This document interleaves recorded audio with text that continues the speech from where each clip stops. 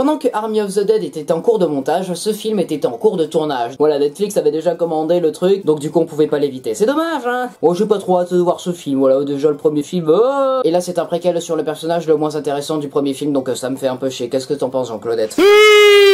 Bonjour à tous et à toutes fans de cinéma, c'est Esprizade, j'espère que vous allez bien, bienvenue dans une toute nouvelle vidéo réaction, et comme vous l'avez vu dans le titre, nous allons réagir à la bande-annonce, que dis-je, du teaser de Army of Thieves, qui comme je l'ai dit, est un préquel de Army of the Dead réalisé par Zack Snyder, et là ce n'est pas Zack Snyder qui revient à la réalisation, non, il est juste producteur. Là c'est un acteur du premier film qui vient réaliser ce préquel, c'est celui qui jouait Ludwig Dieter. Et pour ceux qui n'auraient pas vu le film et qui n'auraient vu que la bande-annonce et qui ne savent pas qui est ce personnage, c'est le blondinet. Et du coup ce préquel sortira sur Netflix, on ne sait pas quand, voilà, il sera bientôt disponible, mais ce sera certainement au courant novembre-décembre. Donc du coup dans la même année, on va devoir mettre dans notre top flop 2021 le premier film et son préquel.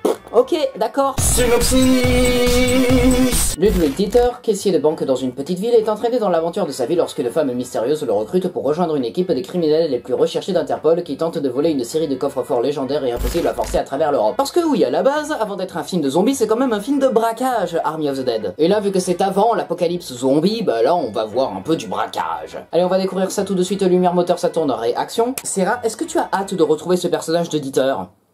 Food. Non, bah pareil que moi, j'ai tellement pas hâte. Parce que c'était le personnage le plus ridicule et le plus chiant du film, voilà. J'ai détesté ce personnage, et en vrai, Army of the Dead c'est assez nul, donc voilà, j'ai pas trop hâte de voir le préquel. Transition souris. Ludwig Dieter. Oh, Nous vous avons observé. la chevauchée des Valkyries. Nous voulons vous recruter. Vous êtes au courant pour l'épidémie en Amérique? Ouais, Celle qui transforme les gens en monstres. en zombie, ouais. J'en ai entendu parler. Le monde est distrait. Oh, c'est Paris. Cette conjoncture idéale n'est pas seulement notre seule chance, c'est aussi la vôtre. Ma seule chance. Yes, De quoi? on a Ramsey de Fast and Furious. Une fille moins ordinaire. Oh putain, d'accord. Des armes? On a des armes?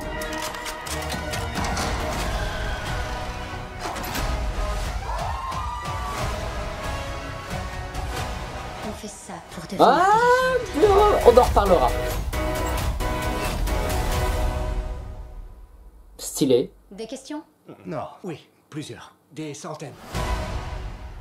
Eh ben. Alors, on en parle ou pas qu'il y a Joko dans ce film? Oui, Jonathan Cohen fait partie de ce film, produit par Zack Snyder. Jonathan Cohen va jouer un flic de Paris. Voilà, et c'est génial. Alors je me demande vraiment ce que va jouer Jonathan Cohen. Est-ce que c'est un flic très sérieux? Ou est-ce que ça va être Serge le Mito? Ou est-ce que ça va être Marc? Est-ce que ça va être quelqu'un d'absolument débile comme dans Terrible Jungle? Bon, là je vois certains commentaires qui sont un peu... Ah, un spin-off sans zombies, c'est comme faire un spin-off de The Boys mais sans super-héros. Certes. Mais comme je l'ai dit, à la base, Army of the Dead, c'est plus un film de braquage qu'un film de zombies. Enfin, c'est ce que je pense, personnellement. Néanmoins, pour faire taire les chipoteurs, il y a quand même des scènes où on voit des zombies là, en Amérique. Mais en fait, le film se déroule en Europe, donc du coup, l'épidémie n'a pas été touchée en Europe encore. Donc voilà, c'est quand même un préquel, on voit des zombies, voilà. C'est bon. Faites taire les chipoteurs, s'il vous plaît. On voit aussi Nathalie Emmanuel, qui joue la celle qui recrute Dieter, que l'on connaît notamment dans les films Fast and Furious, dans le rôle de Ramsey. Voilà, on l'a vu dans Fast and Furious 9 au cinéma, et ben là, on la verra sur Netflix dans quelques mois. Et en vrai, Nathalie Emmanuel, elle est très belle. En plus là, elle a une perruque blonde pendant qu'elle fait le braquage. Oh,